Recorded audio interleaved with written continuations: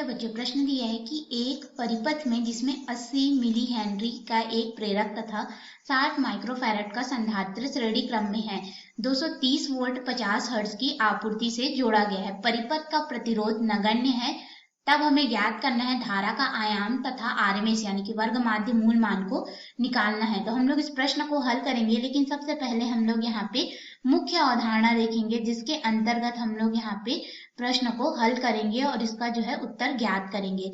तो मुख्य अवधारणा के अंतर्गत हम लोग एलसी परिपथ जो होता है इसका अध्ययन करेंगे, वो भी श्रेणी क्रम में। तो इसके लिए हम लोग इस चित्र का प्रयोग करेंगे जैसा प्रश्न में बोला गया है, और मुख्य अवधारणा के अनुसार हम लोग यहाँ पे प्रेरकत्व L और धारिता C को श्रेणी क्रम में जोड़ देते हैं, वो भी हमारे पास प्रत्यावर्ती वोल्टेज स्रोत के साथ में। तो ये हमारे पास हो जाएगा V बराबर V not sine omega T के रूप में, और ये V नॉट शिखर मान को दर्शाता है, साइन ओमेगा टी प्रत्यावर्ती यानी कि जिसमें आवृत्ति हो ऐसी धारा स्रोत हमने यहाँ पे लगा दी है, प्रत्यावर्ती धारा स्रोत को। तो यहाँ पे हमारे पास जो है आई धारा प्रवाहित होगी, तो यह जो आई धारा प्रवाहित होगी वही क्या हो जाएगा, प्रेरकत्व L में भी रहेगा और धारिता C में। क्यों? क्योंकि हमारे पास ये दोनों श्रेणी क्रम में, श्रेणी क्रम में हमारे पास जो धारा का मान होता है पूरे परिपथ के लिए एक समान होता है। और हमारे पास ये जो धारा होगी इसका हम लोग दो तरह से मान निकाल सकते हैं।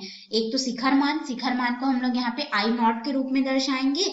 तो हमारे पास यहाँ पे जो शिखर मान और आरएमएस वर्ग माध्य मूल मान होता है, उसमें अगर संबंध देखें तो शिखर मान जो है बराबर हो जाता है वर्गमूल 2 गुणित धारा का आरएमएस मान के बराबर। तो ये हो गया हमारा समीकरण एक। अब धारा का जो आरएमएस मान होता है वो क्या होता है देख लेते हैं, वर्ग माध्य मूल मान।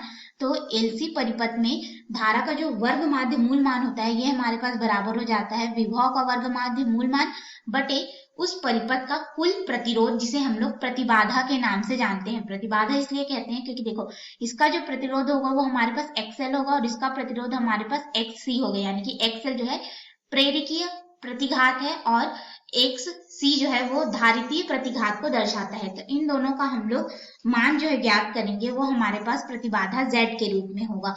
और एलसी परिपथ जब भी श्रेणी क्रम में होते हैं तो प्रतिबाधा Z बराबर हमारे पास यहाँ पे बराबर हो जाता है। हम लोग यहाँ पे मॉड लेते हैं, मॉड लेने का अर्थ होता है कि इसके अंदर में जो बड़ा होगा उसके साथ हम लोग छोटे को घटा देंगे, और अगर कोई ऋण चिन्ह आता है तो हमें ऋण चिन्ह से मतलब नहीं रहेगा, हमें सिर्फ परिमाण से मतलब रहेगा। ठीक है, तो ये हमारे पास हो जाएगा XL ऋण XC के बराबर। अब जो XL होता है ये मॉड सॉरी, ठीक है, अब जो XL होता है इसको लिखेंगे तो ये हमारे पास ओमेगा L के बराबर होता है, ऋण XC का मान 1 बटे ओमेगा C होता है। इस तरह से मान मिलता है, और जो ओमेगा होता है ये हमारे पास 2 पाई f के बराबर होता है, जहाँ पे f आवृत्ति को दर्शाता है। तो इस तरह से हमारे पास ये हो गया समीकरण 2, और ये हमारे पास हो जाएगा समीकरण 3। इस तरह से हमें 3 समीकरण मुख्य अवधारणा में प्राप्त हुए, और इन तीनों समीकरण का प्रयोग करेंगे और अपने मुख्य प्रश्न में आते हैं। तो मुख्य प्रश्न में हमें जो मान दिया गया है, प्रेरकत्व L का मान हम लोग को दिया गया है 80 मिली हेनरी।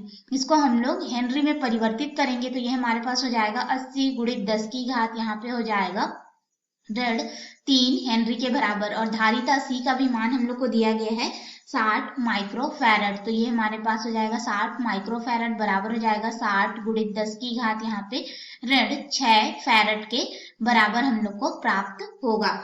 और हम लोग को यहाँ पे वोल्टता का जो मान दिया गया है यह वर्ग माध्य मूल मान है। जब तक हमें प्रश्न में शिखर मान ना बोले तब तक हम लोग उसे वर्ग माध्य मूल मान लेकर के चलेंगे। तो ये हमारे पास 230 वोल्ट है, और इसी के साथ आवृत्ति F का भी मान हम लोग को दे दिया गया है कि 50 हर्ट्ज की आवृत्ति है। तो अब हम लोग जो मुख्य अवधारणा में समीकरण 1, 2, 3 लिए हैं इसका हम लोग प्रयोग करेंगे, और धारा का जो शिखर मान है और आरएमएस मान है इसको ज्ञात करेंगे। तो सबसे पहले हम लोग को प्रतिबाधा निकालनी होगी, तो हम लोग समीकरण 3 का प्रयोग करेंगे। तो प्रतिबाधा Z बराबर हो जाएगा मॉड ओमेगा L। तो ओमेगा की जगह हम लोग यहाँ पे रखेंगे 2 पाई f, यानी कि 2 गुणित पाई गुणित f की जगह में यहाँ पे हो जाएगा 50 हर्ट्ज। फिर यहाँ पे हमारे पास में गुणित हो जाएगा 80 मिली हेनरी, यानी कि 80 गुणित 10 की घात, यहाँ पे ऋण 3 हेनरी। फिर यहाँ पे ऋण हो जाएगा 1 बटे ओमेगा C था, ठीक है। तो ओमेगा C का फिर से हम लोग यहाँ पे मान रखेंगे 2 हो जाएगा, फिर पाई हो जाएगा गुणित में आवृत्ति का मान 50 हर्ट्ज, ठीक है। और हमारे पास जो C धारिता का मान है वो कितना था, 60 माइक्रोफैरड, 60 गुणित 10 की घात ऋण 6 फैरड, और मॉड को इस तरह से रख लेंगे। अब हम लोग इस पूरे मान को जब हल करेंगे तो हमें प्रतिबाधा Z का जो मान है वह लगभग हमें प्राप्त हो जाता है 27.92 ओम हमें प्राप्त होता है। तो प्रतिबाधा का मान मिल गया। अब हम लोग यहाँ पे समीकरण 1 का प्रयोग करेंगे या समीकरण 2 का प्रयोग करते हैं और धारा के आरएमएस मान को पहले निकालते हैं। तो हमारे पास धारा का आरएमएस मान कितना हो जाएगा, आई आरएमएस बराबर बी आरएमएस बटे प्रतिबाधा। तो बी आरएमएस का मान हमारे पास कितना है, 230 वोल्ट बटे प्रतिबाधा। प्रतिबाधा का मान हमारे पास है 27.92 ओम। इसको हल करेंगे तो हमारे पास जो है आरएमएस मान यानी कि वर्ग माध्य मूल मान 824 एम्पियर मिलेगा।